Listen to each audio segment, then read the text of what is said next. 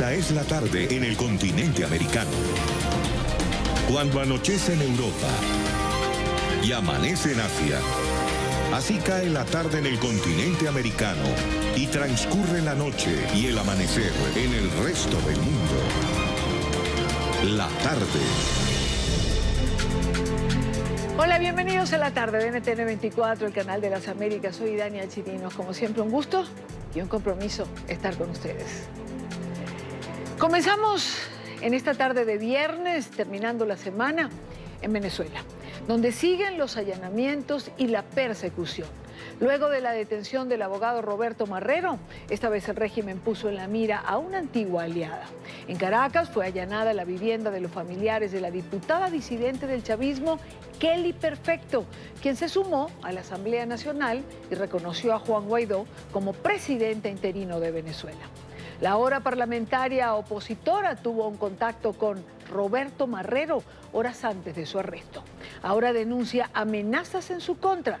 En Caracas, Oliver Fernández tiene la información. Oliver.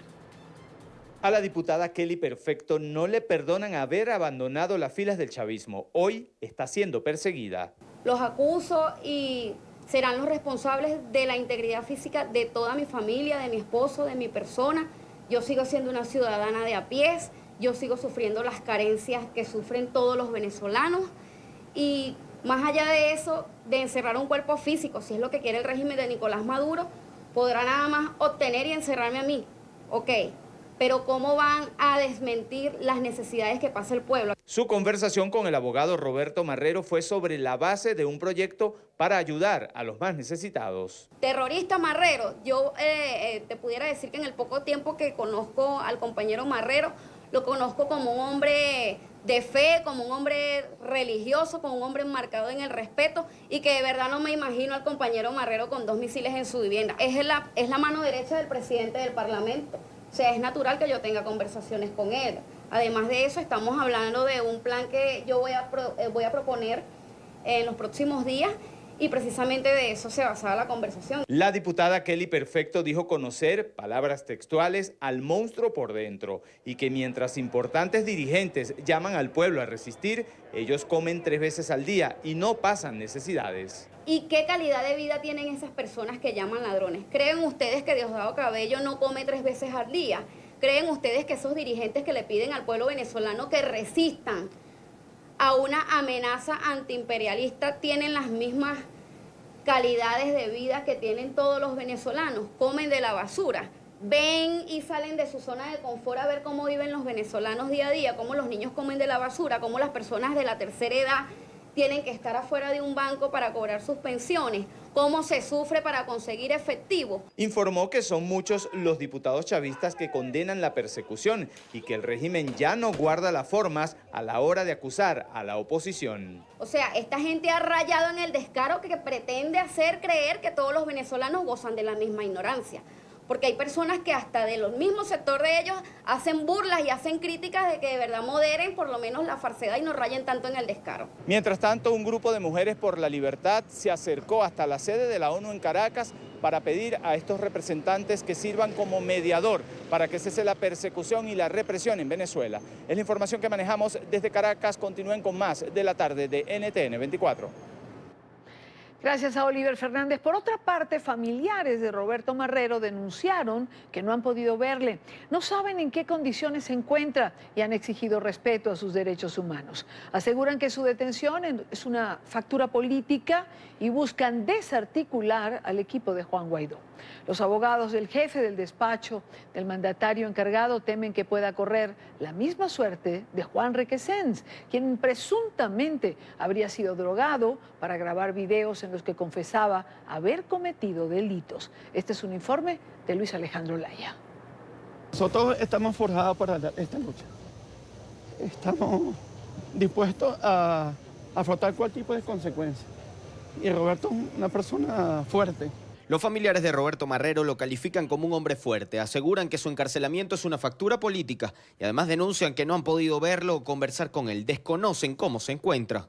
Preocupados porque queremos saber la condición física de Roberto, su estado, cómo lo han tratado, Tenemos más de 30 horas que no sabemos de ellos. Temen que al no dejarlo ver pueda tratarse de torturas o del uso de drogas para conseguir confesiones, tal como ocurrido en casos anteriores. Que no vaya a suceder como el caso de Juan Requesén, que nos veamos un video bajo efectos de algún narcótico, que Roberto Marrero esté confesando algo que fue inducido por ellos mismos. Explican que con estas acciones lo que buscan es amedrentar a un país que quiere un cambio de gobierno. Escogieron a Roberto porque es miembro del círculo más cerrado del presidente Guaidó. Y nosotros le decimos a ellos que se equivocaron. El miedo cambió de bando hace mucho tiempo. El miedo brincó la talanquera. Sus abogados señalan que el procedimiento es parte de un guión para inculparlo en delitos políticos. Según ellos, es una práctica recurrente del régimen. Un guión que ya se ha repetido en reiteradas oportunidades, donde ocurre la siembra de armamento, de explosivos, de dinero a diferentes líderes políticos. Y es posible que, porque esté el mismo juez y los mismos fiscales y un mismo tenor de terrorista, lo vayan a vincular con el magnicidio que ya conocemos. Ante estas acusaciones, sus familiares señalan que no es un hombre violento. Al contrario, es educado, conciliador y sería incapaz de tener armas en su casa. Una palabra que tiene Roberto, una frase, Dios te bendiga. Así le dicen a él como una especie de sobrenombre. Sí es una palabra amable, una persona conciliadora. Desde la Asamblea Nacional denuncian que los jueces y fiscales que encabezan estos procedimientos violan los derechos humanos, no respetan las leyes. A jueces y fiscales que, desatendiendo el principio de imparcialidad y el principio que debe ser un principio institucional, que es un principio constitucional de separación de poderes, lo desatienden también y atienden tan sencillo como órdenes que emanan de Miraflores. Joel García denunció que lamentablemente la justicia también es utilizada para presionar a quienes toman las decisiones. Un ejemplo, la sentencia a la jueza Fiuni. Eso es un mensaje precisamente a los demás jueces. Juez que contraría una orden del Ejecutivo Nacional, juez que va a ser preso y juez que va a ser condenado. Tanto los diputados a la Asamblea Nacional como los defensores de Roberto Marrero exigieron tener acceso al expediente y además que se realice la audiencia de presentación. El plazo de 48 horas se vence este sábado a las 5 de la mañana. Desde Caracas, Venezuela, para la tarde de NTN 24, Luis Alejandro Laya. El gobierno de los Estados Unidos emitió la primera ronda de sanciones contra el régimen venezolano, luego de la detención arbitraria del jefe del despacho de Juan Guaidó.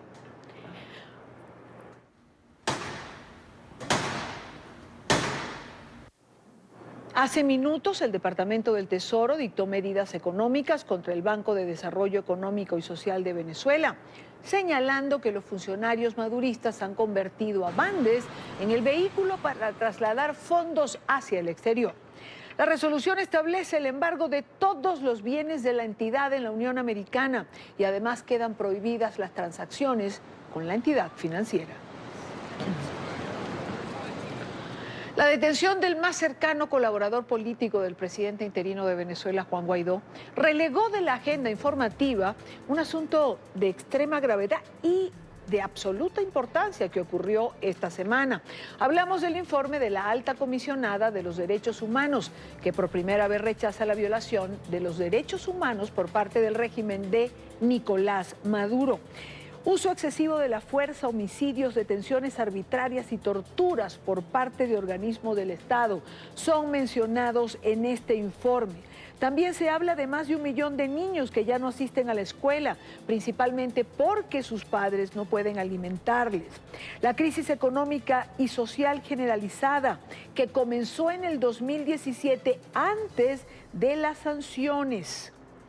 También habla Michelle Bachelet de las ejecuciones extrajudiciales por parte de organismos como el FAES, Fuerza de Acciones Especiales. Reseña el éxodo masivo de los venezolanos. Es un informe, el primero de 3 que van a presentarse en este año y que creo ha cubierto las expectativas que se tenían. Pero para hablar de esto, para profundizar, quiero saludar desde Ginebra, en Suiza, a María Alejandra Aristiguieta, embajadora del presidente interino Juan Guaidó ante los organismos internacionales en Ginebra. Alejandra, muy buena tarde, gracias por acompañarnos. Muchas gracias, Dania, gracias por tenerme aquí contigo hoy. Finalmente, Michelle Bachelet cumplió con la presentación de este informe oral. 3 de 3 que van a ser presentados durante el año 2019. La alta comisionada llenó la expectativa que se tenía. ¿Llegó a dudarse en algún momento que lo hiciera de manera tan detallada y tan contundente como ha sido? Mira, no creo que se pudiera dudar de eso. Eso es un mandato que tenía ella de los Estados miembros. Acuérdate que ella es la figura máxima de una organización internacional que es intergubernamental. O sea, los Estados miembros son quienes le dan las instrucciones a los secretarios generales, a los directores generales, en este caso a la alta comisionada, que le giraron unas instrucciones directas a ella, en tanto que jefe de una secretaría, para que elaborara estos informes y para que presentara este primero de manera verbal. No tendría por qué haber duda. Quizás se albergó la esperanza de que porque ella iba a tener esta visita para Venezuela, ella tratara de presentarlo de una manera más suave, matizado, quién sabe, ¿no? Pero estamos hablando de una estructura internacional que está encargada de documentar con toda objetividad y con toda independencia las violaciones de derechos humanos, tanto civiles y políticos, como sociales y económicos, que pasan en todas partes del mundo. Entonces Venezuela no tendría por qué ser la excepción. Y este informe refleja justamente eso, que la Secretaría hizo su trabajo y que la alta comisionada, pues, dentro de su mandato, pues cumplió con él. Bachelet habla, María Alejandra, de reducción del espacio democrático, habla, como lo he mencionado hace unos segundos, de la crisis humanitaria, del éxodo venezolano, de ejecuciones extrajudiciales por parte de organismos como el FAES, habla de secuestro, habla de acoso a la oposición. ¿Dónde deja Venezuela la presentación de este primer informe oral que se ha hecho en 2019? Habrá uno escrito en junio y antes de finalizar el año, otro informe oral. Ya, hizo una radiografía muy, muy exacta de la situación de lo que está ocurriendo en Venezuela. Hay que decir que el trabajo que hace la Secretaría lo ha estado haciendo con una gente realmente heroica, que es la sociedad civil venezolana, que se ha encargado durante años de documentar y de enviar información por las distintas vías a la oficina de Naciones Unidas. Y bueno, y la Secretaría también ha estado haciendo su trabajo de manera remota. Como no lo dejaban entrar en Venezuela, fueron en un momento dado, en el 2017, fueron a Panamá y desde Panamá recabaron información y luego han seguido recorriendo el mundo allí donde hay una comunidad de venezolanos lo suficientemente amplia como para documentar estas cosas que están sucediendo. Pues ahí ha estado la Secretaría recogiendo información y documentándose de manera directa con las víctimas. O sea, lo importante es eso, que ni siquiera es un informe que le está presentando la sociedad civil venezolana, una universidad, una ONG. No es solamente ese tipo de informe, sino que ha estado entrevistándose directamente con las víctimas que pues, han tenido que emigrar, como bien lo señala el informe de la alta comisionada que tengo aquí enfrente. Sí. El éxodo, han ido documentando ese éxodo, han ido a los países donde se encuentran estos venezolanos y les han ido preguntando directamente a estas personas por qué se fueron del país, cuáles eran sus necesidades, cuáles fueron las condiciones en las que se fueron. Y por supuesto, en cada una de esas historias, en cada uno de esos testimonios, se evidencia, no lo sabe la persona cuando lo está relatando probablemente, pero el experto del otro lado evidencia que ha habido una cercenación de los derechos fundamentales de estas personas. ¿Existe aún la posibilidad, María Alejandra, de que Bachelet vaya a Venezuela? ¿O el trabajo previo que ha hecho la comisión enviada desde su oficina da por cancelado este viaje de la alta comisionada? No creo que lo cancele, no creo que, porque ella es un paso muy importante y yo creo que, fíjate que ella lo dice de alguna manera en su informe, ¿no? El informe arranca primero hablando de la magnitud y la gravedad de la situación que está viviendo, luego habla de las consecuencias en la región. Creo que la palabra que ella usa es factor desestabilizador, el inquietante la inquietante situación que ha generado factor de desestabilización en la región. Por ahí encabeza ella, ese es su primer párrafo, pero su segundo párrafo habla justamente de esta comisión que está en Venezuela, que creo que regresaba hoy para Ginebra. Esta comisión que está en Ginebra, que estaba compuesta por 4 personas, 2 de las oficinas regionales, una de Panamá, la otra de la oficina de Chile y otras 2 de la oficina de aquí de Ginebra, van a darle a ella información suficiente como para que ella pueda determinar si las condiciones de objetividad, de independencia, de acceso a los distintos lugares y de neutralidad están contemplados en una visita, ¿no? Esas son las condiciones. Cuando ella habla de están dadas las condiciones o no están dadas las condiciones, es a eso a lo que se está refiriendo. Claro, pero la pregunta sería, María Alejandra, ¿eso es factible? Es decir, hemos visto cómo se llevó, se trajo, se impidió que los miembros de la comisión tuviesen acceso a las personas que querían ver, a los partidos políticos, a los presos. ¿Se lo van a permitir a la alta comisionada?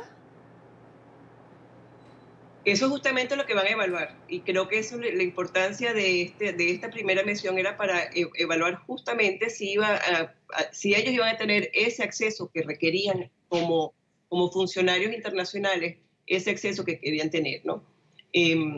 Fíjate que una de las cosas que me pareció muy importantes de esta semana es que los funcionarios que estaban en Venezuela dijeron en varias oportunidades, nosotros estamos conscientes de las carencias, nosotros estamos claros en lo que está pasando, huele a pintura, o sea, hubo montones de gestos, de momentos o de mensajes para que tanto la gente que se angustió muchísimo al verlos en este intento de manipulación, en este intento de montaje por parte de Maduro y su gente, ellos quisieron aclarar a la gente y calmar a la gente diciéndole, nosotros sabemos perfectamente qué es lo que está pasando. Entonces, todos estos elementos ahora los tienen que poner sobre la mesa y evaluar.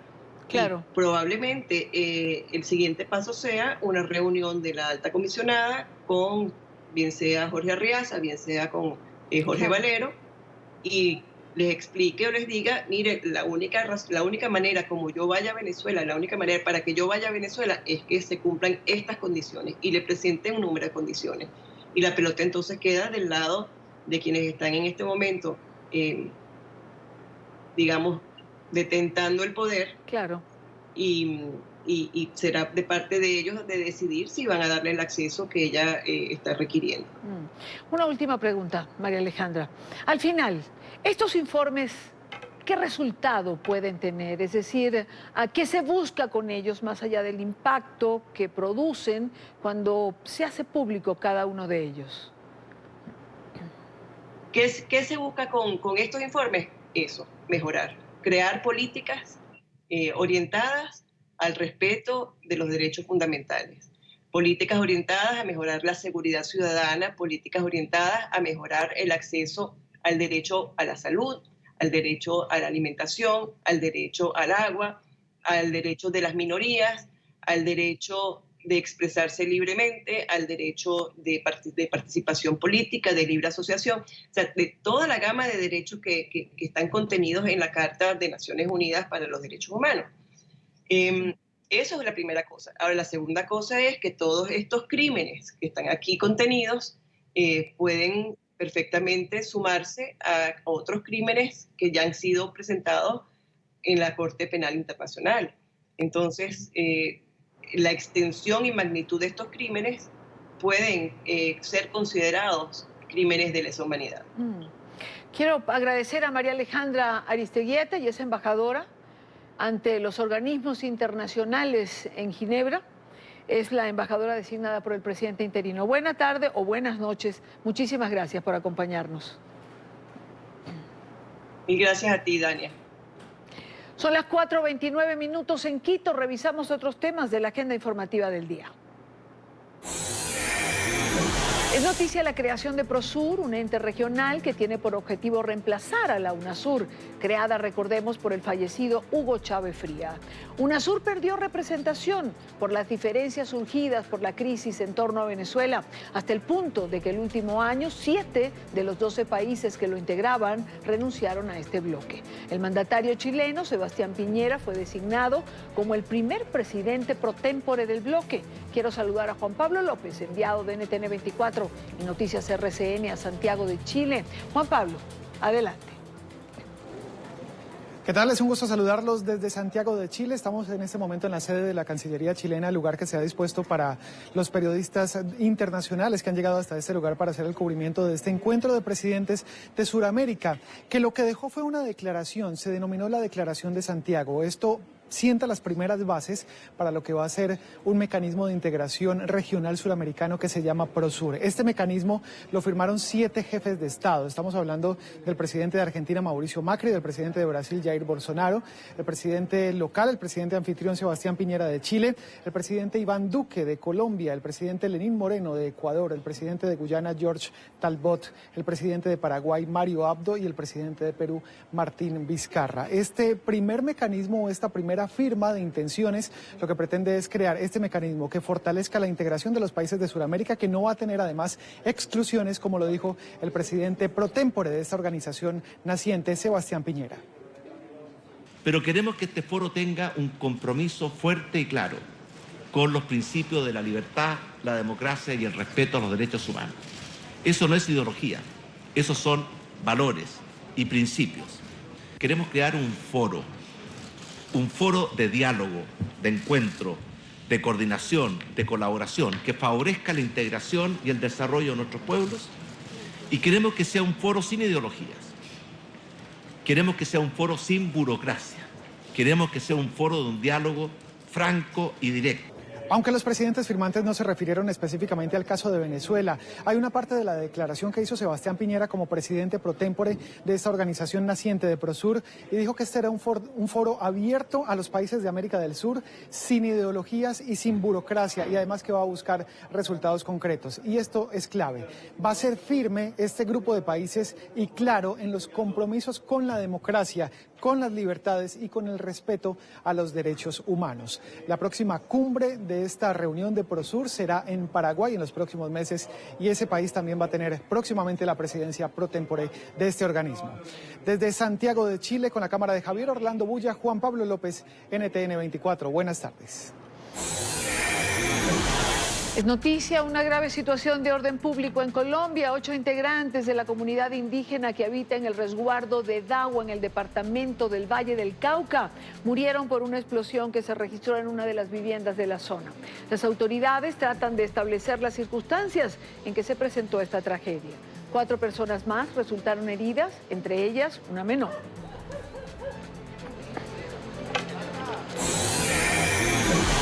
Es noticia el expresidente de Brasil, Michel Temer, quien pasó su primera noche de arresto en una sala especial de la sede de la Policía Federal en Río de Janeiro. El exmandatario brasileño fue detenido este jueves por su presunta vinculación con el caso de corrupción conocido como Lava Jato. Pese a que en principio sería recluido en una unidad de la Policía Militar, la defensa de Temer argumentó que por su alto cargo debían autorizar la sala en la sede de la policía. La Fiscalía acusa a Temer de ser el principal líder de una organización criminal que incurrió en los delitos de corrupción, malversación y lavado de dinero al interior de la petrolera estatal Petrobras.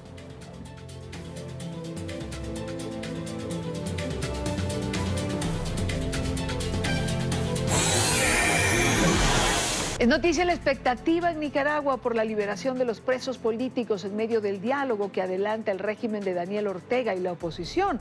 Desde este jueves, las partes empezaron a trabajar sobre el regreso de los manifestantes detenidos y las reformas electorales en la mesa de negociación, con la que buscan superar la crisis sociopolítica que estalló hace casi un año. La Cruz Roja Internacional fue invitada para que apoye la mesa y el proceso de la liberación de las personas que están detenidas. Tras la reunión, Ortega hizo un llamado a la paz y dijo que espera que el proceso de la liberación no se dé en un plazo mayor a 90 días. Para conversar sobre esto nos acompaña Max Jerez. Él es integrante del equipo negociador de la Alianza Cívica por la Justicia y la Democracia. Max, bienvenido a la tarde, gracias por acompañarnos. Muchas gracias a ustedes por la invitación. ¿Cuán creíble es esta promesa de Ortega de liberar a los presos políticos en un lapso de 90 días? Bueno, más que una promesa, ha sido un compromiso que ha asumido públicamente y delante de la Organización de Estados Americanos, OEA. Evidentemente, un compromiso de este nivel con una organización interamericana le deja casi obligado a cumplir con la liberación de todos y todas los presos políticos que han surgido en el contexto de la insurrección de abril. Ahora, Max, ¿por qué 90 días? ¿Por qué no liberarlos todos de plano, como mucha gente está sugiriendo o solicitando? Bueno, la verdad es que hay que hacer la aclaración de que los 90 días son un plazo máximo. No significa que no puedan salir todos en el menor tiempo posible. Sin embargo, esto requiere el compromiso de que se van a revisar de acuerdo a la lista que ha presentado la Comisión Interamericana de Derechos Humanos y también el mecanismo de que se le va a dar garantías de seguridad a todas y todos los presos que sean liberados en su totalidad. Insistimos, como parte del equipo de la Alianza Cívica, que hemos dado prioridad al tema de los presos políticos. Aún así, el plazo sea de 90 días, es nuestro primer punto de agenda y esperamos que todos salgan en el menor tiempo posible. ¿Hay alguna fecha, por lo menos para un primer grupo, una fecha establecida para que comiencen a ser liberados? Todavía no se ha definido, es parte de las conversaciones dentro de la mesa de negociación. Max, sin embargo, hay quien piensa en Nicaragua que esto puede ser una táctica dilatoria, una más de las tantas que ha usado Ortega a lo largo de este año de manifestaciones y de protestas. Bueno, evidentemente lo que menos le favorece ahora a Ortega es el tiempo. Hay una fuerte presión internacional para que tengamos acuerdos creíbles y con garantías muy pronto. Es por ello que creemos que cualquier tipo de táctica en este sentido, incluso aquella que trate de hacer acuerdos y no cumplirlos, no le va a favorecer a Ortega en lo absoluto. Esta nueva hoja de ruta que se ha establecido, ¿qué plantea? Bueno, nosotros hemos aprobado una hoja de ruta en la primera semana de las mesas de negociación. Estas eran las reglas básicas. Lo que hemos aprobado ahora y que dimos a conocer hace 2 días fue la agenda de la negociación, que implica los temas generales que van a ser discutidos en la mesa de negociación. Estos temas generales incluyen que van a ser desarrollados con amplitud, y algunos de esos puntos son el punto de las reformas electorales y la realización de procesos electorales, el tema de las libertades, el tema de la justicia, la implementación de los acuerdos y el compromiso de que la mesa de negociación buscara los apoyos internacionales necesarios para darle seguimiento a los acuerdos. ¿La Alianza Cívica tiene esperanza de que esta vez tenga una oportunidad real esta negociación? Bueno, nosotros creemos que es un reto, es una negociación compleja y es una situación bastante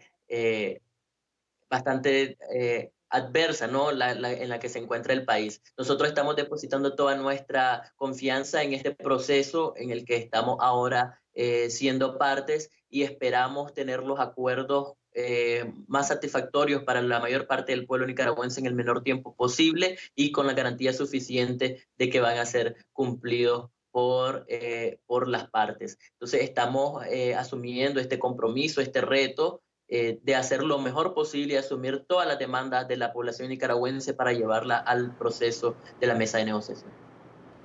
Max Jerez, estudiante universitario, miembro de la Alianza Cívica, forma parte de la mesa de negociación. Gracias por estar aquí en ETN 24. Bueno, muchas gracias a ustedes, siempre a la orden.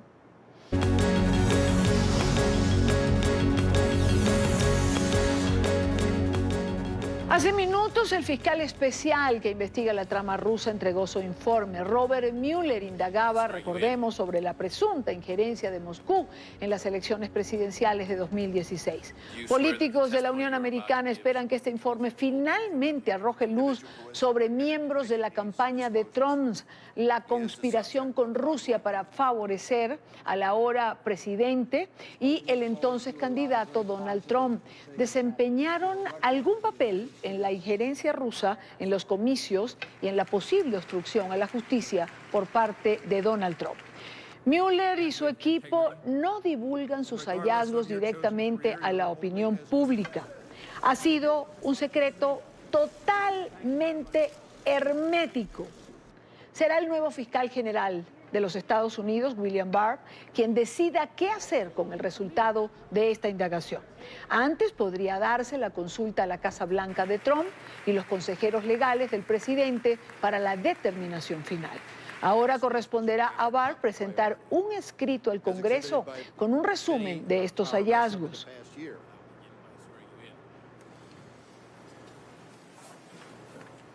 5:47 minutos hora costa este. Revuelo en Washington por la comunicación que habría sostenido Jared Kushner, yerno del presidente Donald Trump, con gobiernos extranjeros por medio de WhatsApp y correo personal para tratar asuntos de gobierno. El esposo de Ivanka podría ser investigado por usar sus servidores privados para cuestiones de la administración. Emiliana Molina, en la capital estadounidense, tiene el reporte. Emiliana. Hola, ¿qué tal? Muy buenas tardes. Pues aparentemente Ivanka Trump, la hija y asesora del mandatario estadounidense Donald Trump, y Jared Kushner, el yerno y asesor también de la administración del mandatario estadounidense Donald Trump, han utilizado servicios de correos electrónicos privados, y Jared Kushner también ha utilizado el servicio de WhatsApp para conversar con gobiernos extranjeros. Por otro lado, se sabe que supuestamente Ivanka Trump borra sus correos electrónicos privados si no responde a estos, que de acuerdo a Elijah Cummings, el presidente de la Comisión de Supervisión y Reforma de la Cámara Baja, no va de acuerdo con la ley federal. Pues Cummings asegura que se enteraron de esta información por parte de Abe Lowell, el abogado de la administración del mandatario estadounidense Donald Trump, en una reunión privada, a puerta cerrada, el año pasado. Por ejemplo, durante un encuentro con el abogado del señor Kushner, Abe Lowell, el señor Lowell confirmó que el señor Kushner había estado usando la aplicación de mensajería WhatsApp como parte de sus deberes para comunicar con los líderes exteriores. El señor Lowell no podría responder si el señor Kushner y las comunicaciones era parte de información clasificada, la cual sería un aspecto de seguridad mayor. Pero en vez de eso, el comité estuvo vinculado con el Consejo de Seguridad Nacional y la Casa Blanca. Legisladores han prendido las alarmas en Washington, D.C. con este tema, pues recordemos que el mandatario estadounidense Donald Trump durante las elecciones presidenciales del 2016 convirtió el uso de un servidor de correo electrónico privado de parte de Hillary Clinton, quien ese entonces era la secretaria de Estado bajo la administración de Barack Obama, en un tema central de sus elecciones presidenciales y en un ataque principal en su campaña, incluso después de que el FBI se negó a acusar a Hillary Clinton con algún tipo de crimen tras sus malas prácticas y su mal manejo de información clasificada. De hecho, republicanos, legisladores aquí en Washington, D.C., continúan criticando a Hillary Clinton por este tema.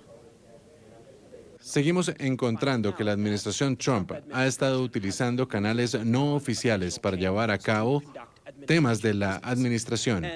Y esto es tremendamente hipócrita, porque si hubo un tema que fue central durante la campaña de Donald Trump, fue el hecho que Hillary Clinton debería estar en prisión por haber utilizado un servidor de emails privado para llevar a cabo sus labores como secretaria de Estado. Pero el problema va más allá.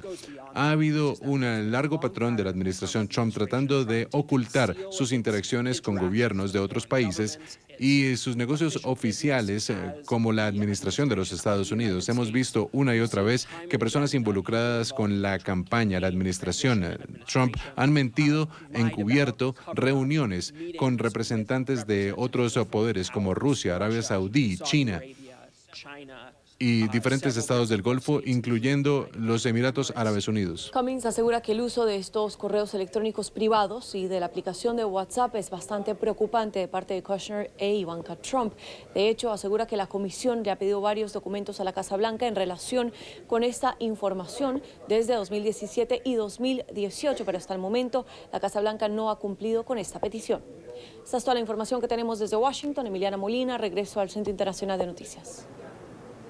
Gracias, Emiliana, por la información. Y en otras noticias, hoy se cumple una semana de la masacre que cobró la vida de 50 personas en Nueva Zelanda. Este viernes, La Nación recordó a las víctimas del ataque armado con 2 minutos de silencio. Entre tanto, la policía neozelandesa concluyó las labores de identificación de todos los fallecidos. Unido en medio del dolor. Así permanece el pueblo neozelandés al cumplirse una semana del ataque terrorista que conmocionó al mundo. No importa de qué religión seas, de dónde seas y todo lo demás, somos uno en Nueva Zelanda para todos. Sobre el mediodía del país insular, miles de personas se reunieron en el Parque Hagley para participar de la oración musulmana, como muestra de solidaridad a las familias de las víctimas. La ceremonia fue transmitida en vivo por todos los medios de comunicación del país. Una vez concluido el rezo, los asistentes guardaron 2 minutos de silencio en memoria de las 50 víctimas del atentado contra 2 mezquitas en la ciudad de Christchurch. Decenas de mujeres portaron el tradicional hijab, incluida la primera ministra Jacinda Ardern, quien expresó sus condolencias. Nueva Zelanda está de luto. Somos uno. Extranjeros y residentes no musulmanes también participaron del encuentro. Me siento muy feliz al ver que vienen personas de diferentes países para apoyarnos. Por su parte, el atacante Brenton Tarrant se enfrenta al aislamiento perpetuo en su celda en caso de ser condenado por los mortales ataques, de acuerdo al gobierno neozelandés.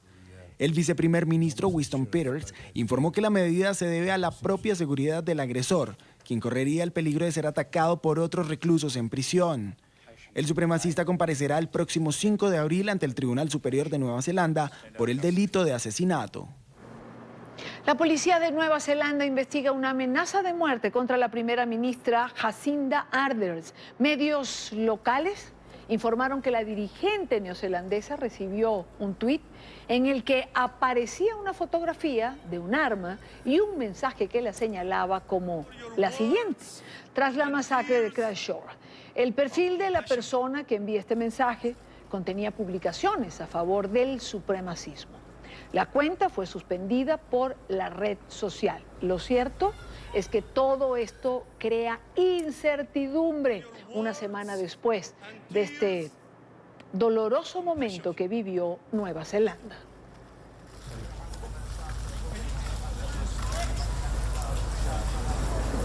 La ciudad de Nueva York se hace eco de los actos de homenaje a las 50 víctimas de esta masacre en Nueva Zelanda.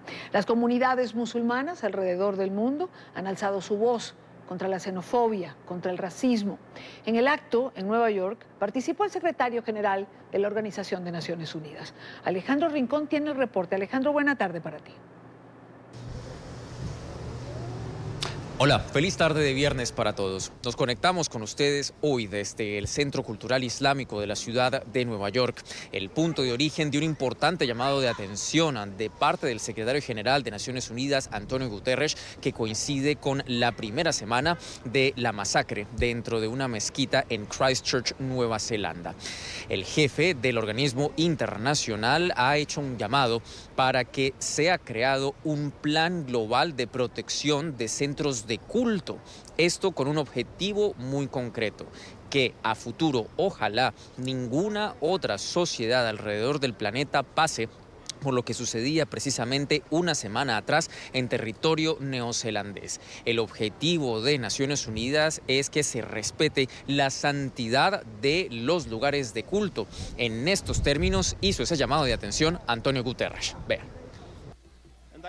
Y los esfuerzos tienen que ser llevados a cabo por los líderes, por la policía y las autoridades. Y lo que puedo hacer simplemente es enviar un mensaje de seguridad, de solidaridad. Necesitamos acabar el extremismo en todas sus formas, sin importar cuál sea su objetivo. Iglesias, mezquitas. El día de hoy, en un ambiente pacífico, hago un llamado mundial para preservar todos los lugares de adoración alrededor del mundo. Es importante esto porque es necesario tener un espíritu de tolerancia. A propósito de esta fecha, el secretario general de Naciones Unidas también ha lanzado un recordatorio. El amor vence al odio.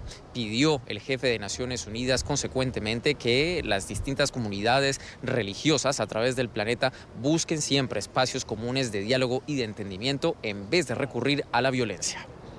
Todo lo que tenemos para ustedes por ahora. Continúen con más en la tarde. Gracias, Alejandro, gracias por la información. Cuando son las 5:03, hora Bogotá, 6:03, hora Costa Este, también hora Venezuela. En esta parte del programa quiero compartir con ustedes, primero la buena noticia de la entrevista más vista en todas nuestras plataformas digitales a lo largo de la semana fue la que hiciéramos al general Carlos Rotondaro, general venezolano, hoy en el exilio, fue presidente del Instituto Venezolano de la Seguridad Social, también ministro de Salud, y lo tuvimos comenzando la semana. Esa entrevista ha tenido una gran repercusión, tanto dentro como fuera del país, y nos pareció oportuno repetirla el día de hoy, cerrando esta semana. Carlos Rotondaro, se las dejo. ¿Por qué ahora y no antes? ¿Por qué usted toma esta decisión en este momento? Mira, todo venezolano tiene el deber de defender a la patria. Nosotros como militares tenemos aún más ese deber arraigado. En el año de 1987 yo hice un juramento de defender a la patria. Este juramento da inclusive hasta perder la vida. Hoy estoy dando ese paso de defender a la patria con ese juramento del año de 1987. Ese juramento no incluía defender un gobierno de incapaces y corruptos. Me inmolo por la patria, pero no me inmolo por un gobierno de incapaces y corruptos. Incapaces y corruptos. ¿Y en qué momento usted se da cuenta que este es un gobierno de incapaces y corruptos después de tantos años de estar trabajando allí con el chavismo en los cargos que ha ocupado? Después del año 2013, cuando Nicolás Maduro asume la presidencia, más que continuar con la gestión que se venía realizando, hubo diferentes cambios y pareció más que una continuidad, un cambio de gobierno. Quienes veníamos desempeñando los servicios o veníamos desempeñando diferentes cargos, empezamos a tener trabas, empezaron a cortarnos la posibilidad de darle respuesta al pueblo. Por supuesto, desde el año 2013 viene acelerándose eso hasta que llega el año 2017 mi salida, pero antes del año 2017 me sacan del Seguro Social por 15 días, me vuelven a restituir en el Seguro Social y durante el año 2013 hasta el año 2017, 2018, inclusive 2019, simplemente lo que hubo fue una política de control donde los institutos, los ministerios iban perdiendo gobernabilidad sobre la utilización de sus recursos. Hoy en día, en Venezuela, ningún ministerio, ningún instituto autónomo tiene los recursos para sus gastos de funcionamiento y muchas de sus adquisiciones no las realizan directamente ellos, sino las realizan a través de unos comités, entre comillas comités que han creado para simplemente y llanamente, y esto también lo digo de manera responsable, realizar negocios ante los intereses del pueblo. Fíjese una cosa, general, para intentar entender esto y acompasar además con las preguntas que nos han hecho en el momento que comencé a publicar que usted iba a estar con nosotros el día de hoy. Usted llega al Seguro Social en el 2017. En ese momento, cuando usted llega, las cosas funcionaban en el Seguro Social. Mucha gente dice que usted tuvo que ver en su gestión con lo que comienza a pasar. Los pacientes en ese entonces recibían el 90% aproximadamente de los insumos que requerían. Medicamentos como la insulina y medicamentos de alto costo estaban garantizados. Si eso funcionó, ¿qué pasó? ¿En qué momento comienza el colapso? ¿Qué le decimos a la gente que piensa que usted, por ejemplo, destruyó el sistema de salud del Seguro Social en Venezuela? Mira, al llegar al 2007 en el Seguro Social, como presidente del Seguro Social, empezamos a hacer los cambios que debían de hacerse para garantizar no solamente la parte de salud, sino la seguridad social del pueblo venezolano. Estos cambios nos permitieron avanzar, estos cambios nos pusieron a la vanguardia del sistema tanto público de salud de Venezuela como también el sistema privado. El Instituto Venezolano de los Seguros Sociales durante esos años tuvo un crecimiento exponencial en lo que era el tratamiento para los pacientes en diferentes patologías, una recuperación amplia y profunda de todo lo que era la infraestructura, dotación de equipos, capacitación del personal médico asistencial, y eso se viene continuando hasta el año, como dije, 2013. En el año 2013 viene un control férreo. Cuando digo un control férreo es que anteriormente el Instituto Venezolano de los Seguros Sociales, a través de CADIVI, podía hacer las importaciones o las solicitudes de divisas a través de esta comisión. Esta comisión, independientemente de lo que necesitaba el Seguro Social e independientemente de lo que necesitaban los diferentes laboratorios del sector privado para llevar adelante toda la dotación de los medicamentos, se venía realizando hasta 2013 sin ningún tipo de problema. En 2013 empiezan a bloquear, le quitan los códigos de solicitud de divisas al Seguro Social y empiezan a crear estructuras donde se concentra o se lleva todo el control de la procura de los sistemas o de las necesidades de todo el gobierno. Esto se crea a través de la corporación venezolana o Corpovex.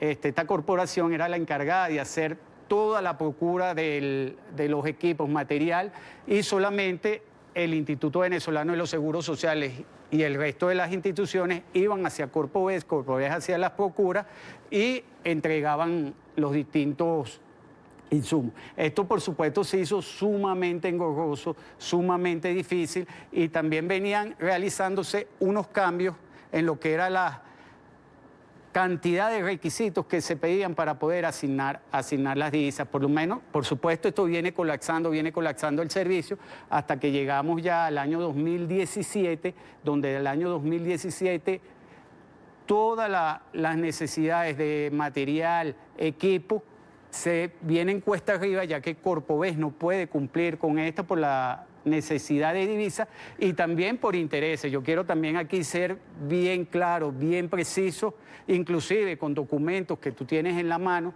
donde para hacer una solicitud, ni siquiera para solicitar divisas, ya que el Seguro Social no podía contratar, para poder contratar o para poder hacer una orden de compra, se tenía que hacer un punto de cuenta, ese que tienes en la mano. Sí, yo quiero que mostrar esto y que usted nos explique, ¿no? Este es un punto de cuenta. Un punto de cuenta que entregaba el general Rotondaro, dice: solicitud de autorización para la liquidación de divisas a través del Banco Central destinadas a la compra de kit de hemodiálisis para el tratamiento de pacientes con enfermedad renal avanzada por parte del Instituto Venezolano de los Seguros Sociales. Esto tiene una fecha del 15 de mayo del 2017. Esto era me imagino, una solicitud que usted hacía. Eso era un requisito indispensable para poder montar la orden de compra. Si tú no tenías esa aprobación, no podías montar orden de compra. Ok, ¿y qué pasaba con una orden así? Usted me da otro documento que está fechado en julio del 2017. ¿Usted vuelve a hacer la misma solicitud con carácter de urgencia? Ahí le solicito, en este caso, en esa comunicación, le solicito al general en jefe, Padrino López, que como jefe de la misión Abastecimiento Soberano solicite de manera urgente la aprobación de esa orden, de ese punto de cuenta para poder montar la orden de compra. Que ya había sido pasado en mayo, es decir, mayo, junio a julio, ya habían pasado 2 meses. Y posteriormente, en el mes de octubre, aquí está un chat que se le envía al general en jefe Padrino López, donde para el 10 de octubre todavía esa orden, ese punto de cuenta no había sido firmado, y ese punto de cuenta, según las informaciones que le habían entregado o le habían notificado al ministro Néstor Ovalle, que el Seguro Social depende o está adscrito al Ministerio del Trabajo, le indican de que para todavía el 10 de octubre ese punto de cuenta no ha sido firmado. El punto de cuenta es firmado el 14 de octubre, después que yo logro hablar con el vicepresidente, Tarek El-Aissami, para ese momento, en un acto donde se está homologando los contratos colectivos de la administración pública, y él me indica que él no tiene ese punto de cuenta. Días después, 2 días después, 3 días después, ese punto de cuenta ha sido firmado.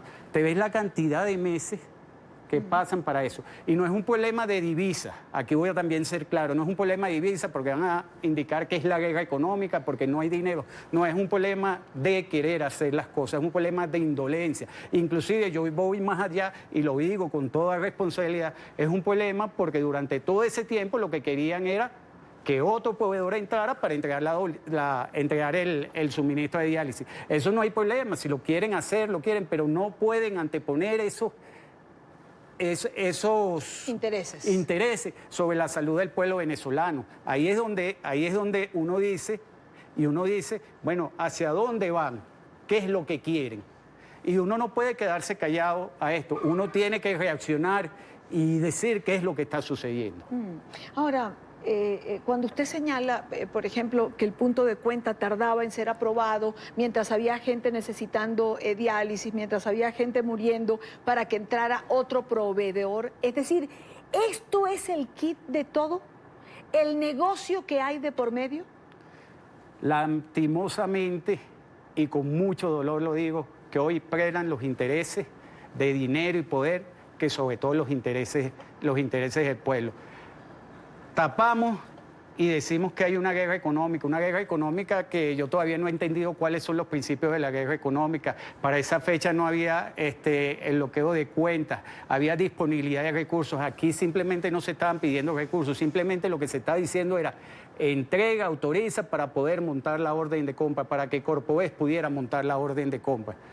Durante todo ese tiempo, esos 5 meses, y eso también debo reconocérselo a los trabajadores del Instituto Venezolano de los Seguros Sociales, tanto los trabajadores administrativos como trabajadores de la salud y personal que intervino directa e indirectamente para que los pacientes que sufren de deficiencia renal en estadio 5 pudieran tener el tratamiento. Habían interrupciones muy puntuales, pero era sacar medicamentos de un sitio, llevarlo a otro, sacar insumos de un sitio, llevarlo a otro para poderle garantizar. Y solamente 5 meses para que pudieran firmar eso. General, ¿qué decirle o cuál es su mensaje a todos esos pacientes que han necesitado de diálisis o a sus familiares o a los familiares de quienes han muerto porque no han tenido el tratamiento necesario? Mira, yo creo que yo insto a los pacientes se han venido organizando y durante el tiempo que estuve en el Instituto Venezolano de los Seguros Sociales, con diferencias y con aciertos, pero con un mismo objetivo, que era garantizar el tratamiento. Yo creo que hoy, más que nunca, deben levantar su voz, deben de exigirle. Ya no hablo de gobierno, sino ya deben de exigirle al régimen que les garantice su tratamiento. La prioridad debe estar para la atención de las necesidades del pueblo, no para intereses personales ni particulares. ¿Usted dejó de dotar el Instituto Venezolano de los Seguros Sociales simplemente porque no le dieron los recursos? Mira, jamás, inclusive para mediados del año 2017, dada la carencia de recursos y la cantidad de información que se envió a las distintas instancias que tenían que ver con el problema de salud, nosotros en el primer trimestre del año 2017 tuvimos que decirle a la Organización Panamericana de Salud que los gastos de funcionamiento de su sede en Caracas, que eran $50.000, nosotros se los comprábamos o le entregábamos los bolívares y esos $50.000 se utilizaran para la compra de medicamentos para los trasplantados. Cuando yo salgo del Seguro Social en el mes de noviembre del 2017, todavía meses después, esos medicamentos no fueron entregados. Y lo triste de todo esto es que las autoridades en reuniones decían que esos medicamentos había que guardarlos para el proceso de las elecciones de la constituyente. O simplemente algunos decían que era preferible que se muriera un paciente en el interior del país y no un paciente en Venezuela. O otros decían, yo soy político, a mí lo que me interesa es la política. Yo creo, y lo digo de manera responsable, y puedo decirlo con nombre y apellido, yo no tengo ningún tapujo por decirlo, porque es una responsabilidad, es un deber que nosotros como venezolanos denunciemos la forma como se está llevando actualmente la administración. Se ha perdido la institucionalidad. Hoy no hay institucionalidad, no existe institucionalidad para poderle dar respuesta al pueblo. ¿Quién en el régimen de Venezuela decía, por ejemplo, hay que guardar estos medicamentos para darle un uso político? Porque eso concuerda con una nota que publicaba ayer The New York Times, que decía que a los médicos cubanos se les instruía para que guardaran medicamentos y hasta el oxígeno para épocas electorales. Para ese momento estaba como ministro de Salud y presidente del Seguro Social Luis López. Y Luis López en reuniones decía que había que guardar los medicamentos para poderlos entregar. Tanto es así, si tú buscas notas de prensa donde el medicamento ya había llegado a la Organización Panamericana, la oficina en Caracas había entregado los medicamentos y todavía los medicamentos no habían entregado. Puedes ver y buscar Codevida, que luego de varios meses yo de haber medido el Seguro Social, pregunta dónde están los medicamentos. Los medicamentos estaban, ya habían llegado. Ahora, ¿cuál es, general, el estado actual del Seguro Social? Mira, es decir, ¿cómo comparamos en cifras, y hay un gráfico que vamos a compartir con ustedes, este deterioro del sistema de salud en Venezuela? Mira, la situación es bien complicada desde el punto de vista no solamente de insumos, desde el punto de vista de infraestructura, desde el punto de vista de equipamiento médico, desde el punto de vista de personal. Solamente para darte una información y para decirte, un médico especialista requiere de sus años de carrera, su año de rural, y dependiendo del tipo de especialidad que tome, requiere de hasta 3, 4 y 5 años. O sea, estamos hablando de 12 años para poder formar un médico especialista en Venezuela. Hoy tenemos un problema grave, es que muchos de los médicos especialistas de Venezuela se han ido del país y esa es una situación que también lleva a una necesidad del sistema de salud de Venezuela, no solamente público, sino ya también privado. Claro. Pongamos el gráfico que tenías, pongámoslo en pantalla. Esto es un comparativo entre el año 2017 y 2018. En el año 2017 se habían ido del país, según este gráfico general, 723 especialistas. Para el año 2018 hay 1027. Esto relativo al Seguro Social solamente. Social nada más. Claro. Las intervenciones en el Seguro Social en el 2017 se hacían 136.284 intervenciones. Hoy no alcanza o hay 101.421. Los estudios de hemodinamia para el 2017 se hacían 801, hoy los equipos están inoperativos. Los pacientes con diálisis se atendían en el 2017 14.824, hoy se atienden 11.000 y aquí hago un alto. ¿Qué pasó con esos pacientes? Esos pacientes con mucho dolor murieron.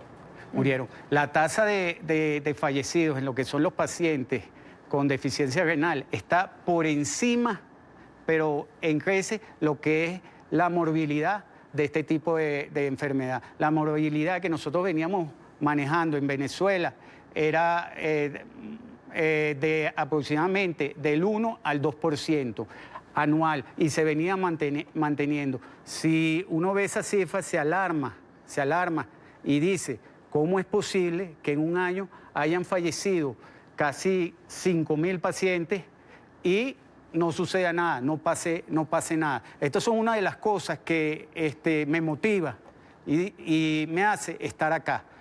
Y como lo dije al comienzo, lo hago de manera responsable, sin ningún tipo de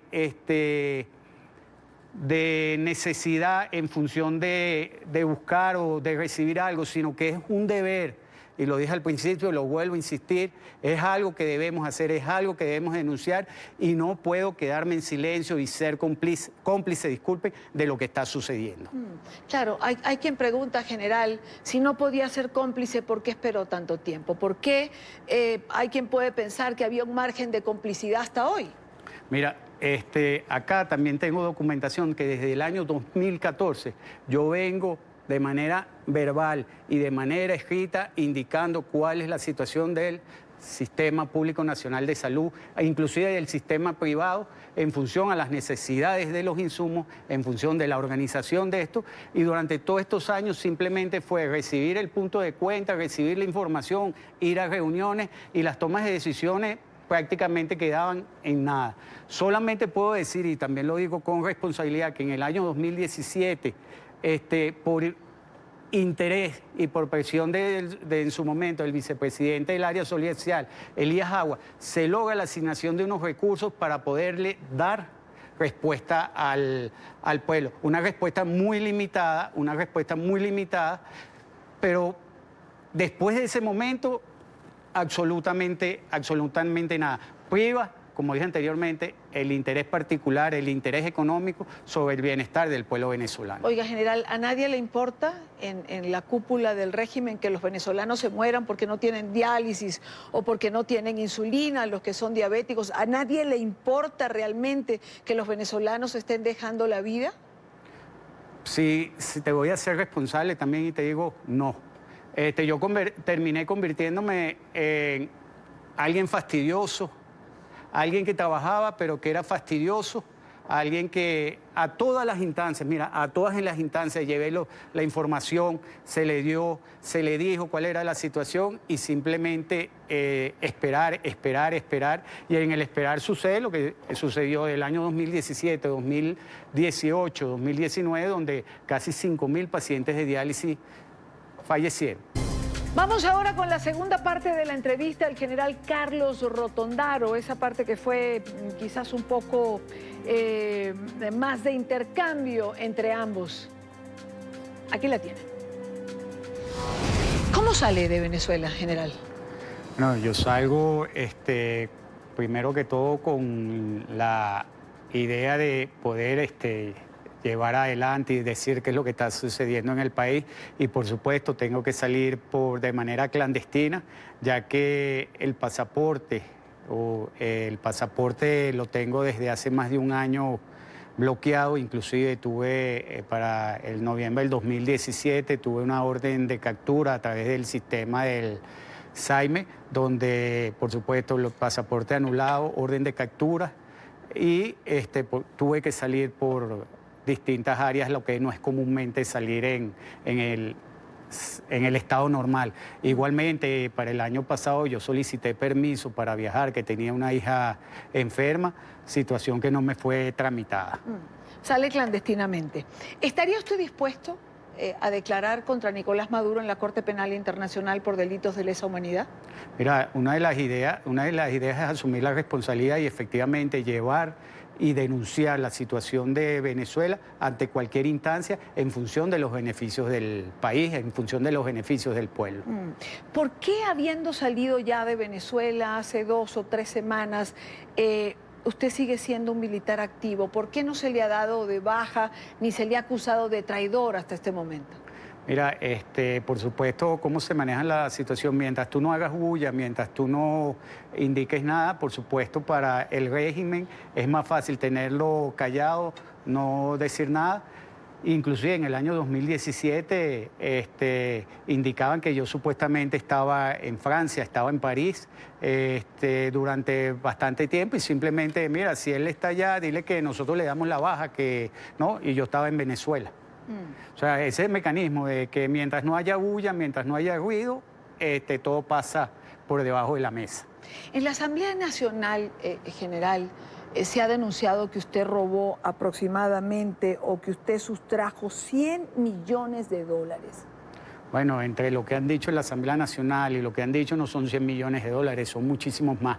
Y este es un aspecto también Yo pongo a disposición de la justicia, cuando haya justicia transparente, equitativa en mi país, en Venezuela, yo estoy dispuesto a ir. Y no solamente la gestión de los 10 años del Instituto Venezolano de los Seguros Sociales, con toda seguridad, con toda tranquilidad, pueden ir a auditar. Y ahí verán quiénes son los que robaron y quiénes no son los que robaron.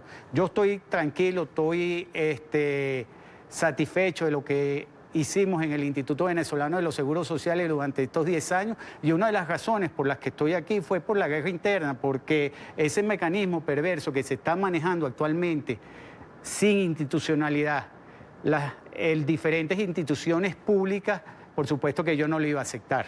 Es decir, que usted estaría dispuesto en una recuperación de la democracia a dejar auditar su gestión para demostrar qué sí hizo y qué no hizo. Completamente, completamente. Mira, es tan viciado la situación que en un momento yo tuve una reunión con un ministro del Trabajo. El ministro del Trabajo me pide el plan de adquisiciones del Seguro Social. Efectivamente, yo se lo voy a llevar y le voy a entregar el plan de compra del instituto. La sorpresa es mía que el ministro viene y me dice que un porcentaje de ese plan de compra es para él. ¿Quién era el ministro del Trabajo en ese momento? Francisco Torrealba.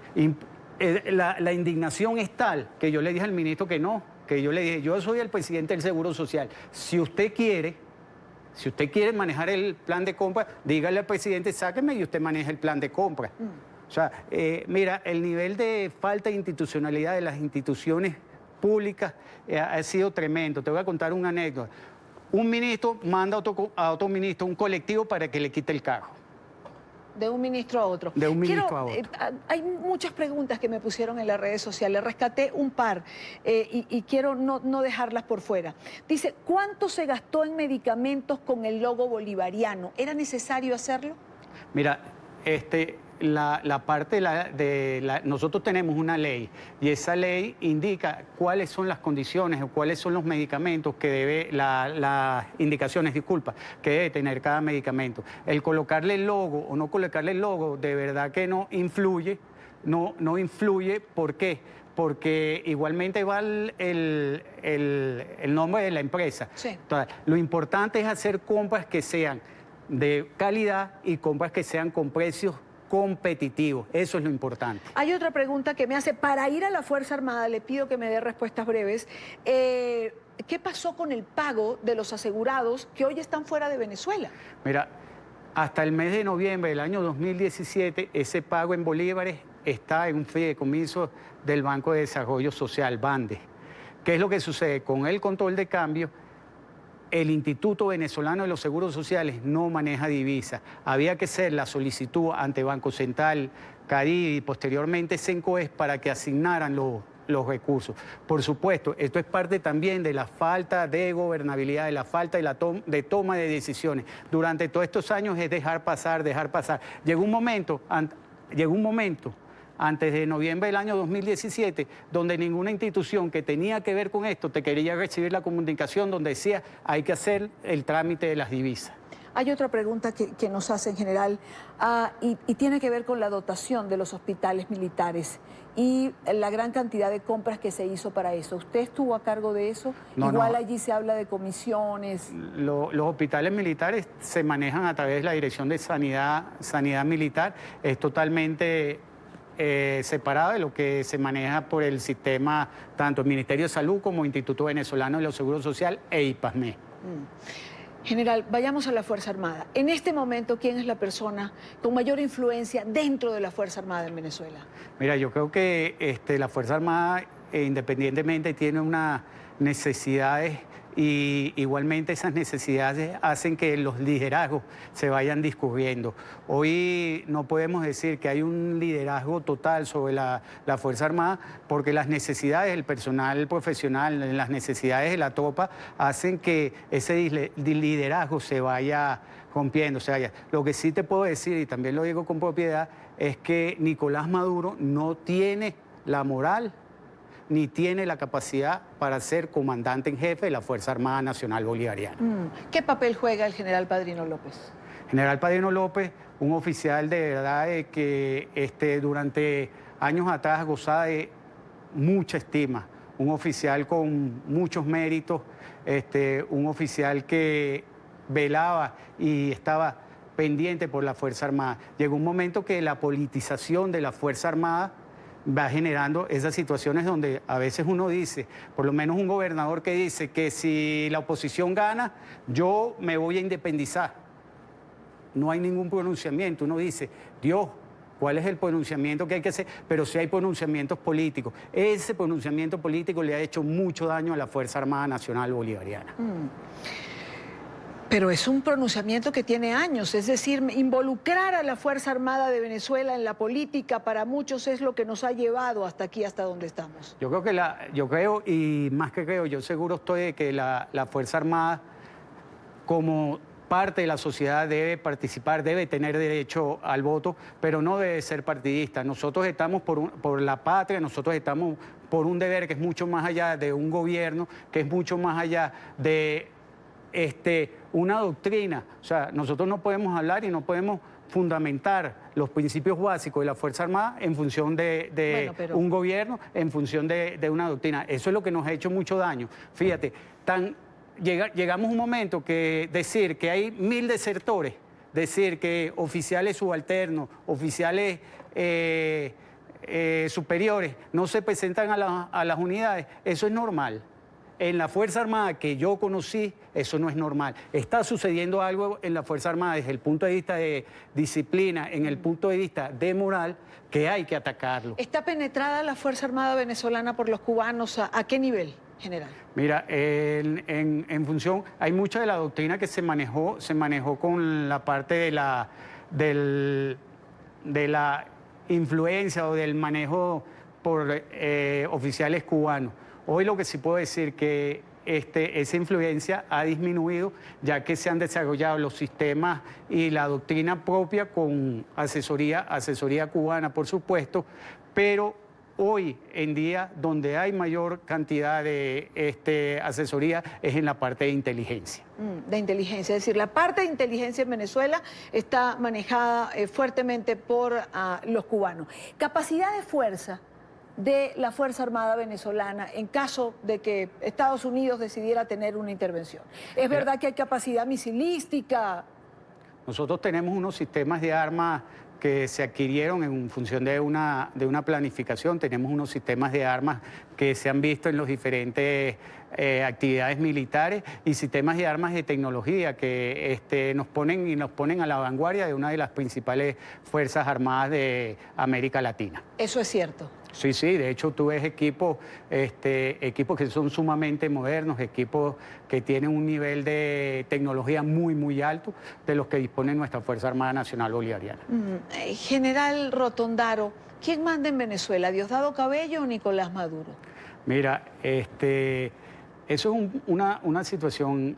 El poder en Venezuela se reparte, se maneja, pero efectivamente quien ejerce el poder en Venezuela es Nicolás Maduro en función a otros grupos que conviven y colindan con él. Por lo menos, ¿quién tiene mucha presencia, quién tiene mucha incidencia sobre las decisiones que puede tomar Nicolás Maduro? Tarek El Aissami. Entiendo también que su familia está fuera de Venezuela y que sus hijas están igual fuera y están en Europa. ¿No teme usted que las sanciones las puedan también afectar de alguna manera a ellas? Mira, esto en principio, ¿qué me afecta y qué me preocupa? No tanto que mis hijas que tienen más de 10 años fuera del país estén fuera, sino los que se quedaron en Venezuela. Mis 2 hermanos y mis padres, que son personas mayores, porque ¿qué es lo que ha hecho el régimen? Para presionar, detienen, hostigan a quienes se quedan en Venezuela. Esto es una decisión que yo tomé, de la cual yo soy responsable y asumo las consecuencias de manera personal.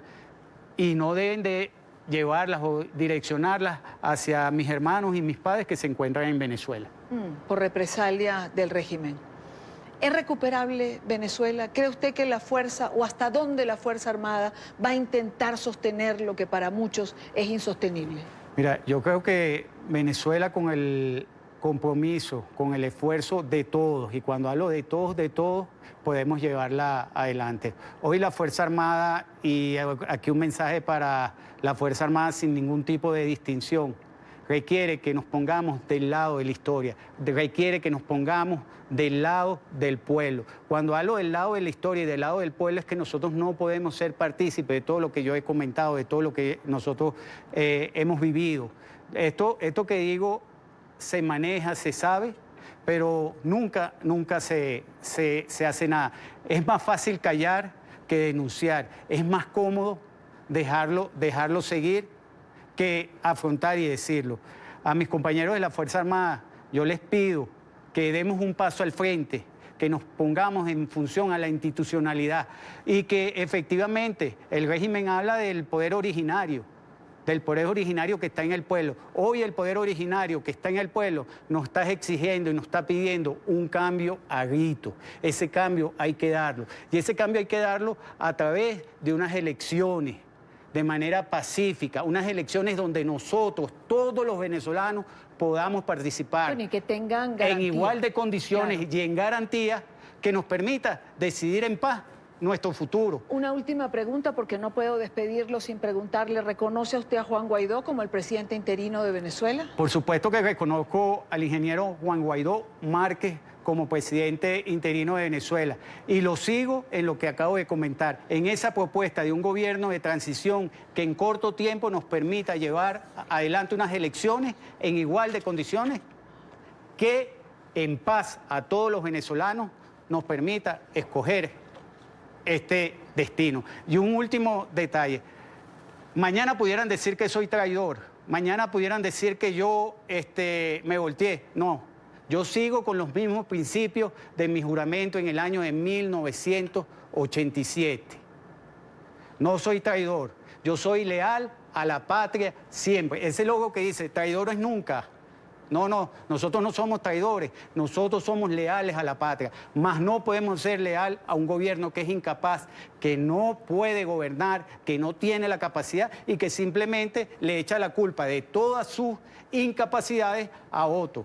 Y otra cosa importante es la desvergüenza, disculpen, que le da simplemente el decir la culpa la tiene otro, el desconocimiento del pueblo venezolano, la falta de respeto del pueblo venezolano, donde digan simplemente la culpa del otro. Mañana voy a informar, mañana voy a decir 10 planes, 5 planes de recuperación económica y cada año estamos peor. Esta fue la entrevista más vista en todas nuestras plataformas. Nos llamaron de muchos lugares igual para compartirla, para poder pasar fragmentos de la misma. Por eso consideramos que valía la pena repetirla cerrando esta semana y compartirla de nuevo con nuestra teleaudiencia. Ha sido una entrevista polémica que ha generado mucha controversia a partir del momento en que se hizo. Así llegamos al final del programa La Tarde del día de hoy. Recuerden seguirnos en nuestra cuenta de Twitter, siempre con información en tiempo real. También en Instagram, otra plataforma para poder compartir con ustedes. Y no olviden suscribirse a nuestro canal de YouTube, donde usted podrá tener la señal en vivo de nuestro canal y todo nuestro contenido. Tengan todos el mejor fin de semana posible. La próxima semana, a la misma hora, para compartir, debatir, analizar la agenda informativa del día.